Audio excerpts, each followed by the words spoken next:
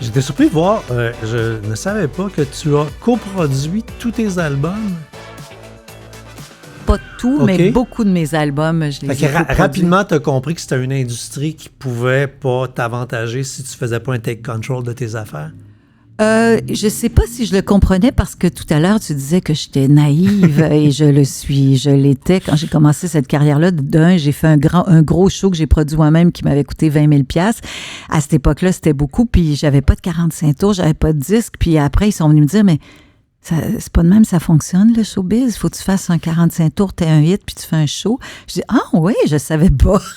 J'avais pas du tout suivi le parcours qui devait être fait. Je pense que c'est l'histoire de ta vie, ça? Oui, c'était pas mal l'histoire de ma vie. Alors là, j'ai rencontré, il y a des producteurs qui étaient venus voir ce spectacle-là. Donc, j'ai rencontré beaucoup de producteurs qui étaient intéressés à s'occuper de moi.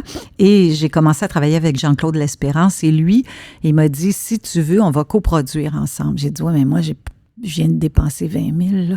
J'ai plus d'argent. Il dit, ben c'est pas grave, le premier 20 000, je vais l'investir, puis après ça, je vais investir l'argent, puis après, on séparera et tout.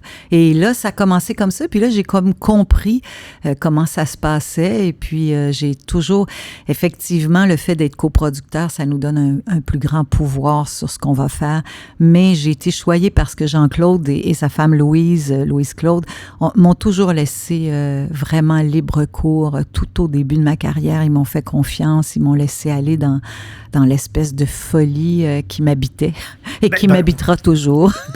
Et d'un point de vue producteur, il y a plein d'affaires qu'un producteur pur t'aurait, entre guillemets, peut-être refusé. Complètement. Parce qu'au début, tes productions coûtaient cher, là. Mais mes productions coûtaient tellement cher. Le chapeau avec la boucane, la piscine avec de l'eau, là, c'est comme toi, Joe, là. Oui, bien, juste les lisses dans le spectacle. Mais tu sais, ce que j'ai remarqué qui me fait une espèce de petit choc au cœur, c'est qu'aujourd'hui, je ne pourrais plus faire ce spectacle-là dans les salles. Je prenais en feu dans mon show. J'avais des torches et j'allais me brûler sur les torches dans mes bras, puis je chantais, puis j'étais en feu. Aujourd'hui, tu peux plus allumer une chandelle dans un théâtre. Il n'y a plus un assureur qui va pour... Non. J'embarquais sur un hélice. Il n'y a pas d'assureur aujourd'hui qui me laisserait faire ça. Les producteurs ne voudraient pas. La piscine, je chantais avec un micro assise dans la piscine. C'est sûr que il y avait peu de chances que je m'électrocute, mais je sais pas, et je pense pas qu'il dirait, ben ça fait un dégât d'eau et tout ça, ce qui est jamais arrivé. Puis bon, fait que donc aujourd'hui, je ne pourrais pas faire ce spectacle-là, ni financièrement parlant, parce que ce serait pas rentable, mais aussi les salles ne me permettraient plus de faire un spectacle comme ça. C'est fou quand même, comment on a aseptisé même l'art, quelque part. Tu as dit que tu as commencé comme comédienne. Dans le fond, tout ce côté-là, c'est de la comédienne en toi qui s'explose dans ce temps-là, sur la scène, dans tes vidéoclips. Tu fais, si j'ai pas fait carrière comme comédienne, je vais jouer en chantant. Bien, je pense que quand j'interprète une chanson, je l'interprète vraiment comme une comédienne. Je pense que je suis plus une comédienne qui chante qu'une chanteuse. Parce que c'est... Je pense tout le temps à l'émotion, à qu'est-ce que j'ai envie de communiquer, puis ça vient vraiment du théâtre. Et aussi, j'aime travailler en équipe. Je suis une fille d'équipe.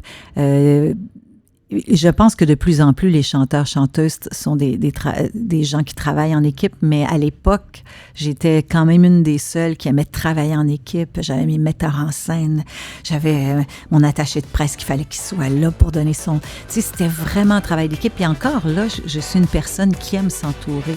J'aime travailler en équipe. Vous avez aimé cet extrait? Venez découvrir l'épisode complet sur françoischaron.com, onglet Balado. Et faites le tour de toutes les rencontres des autres saisons de mon podcast « La vie est belle ».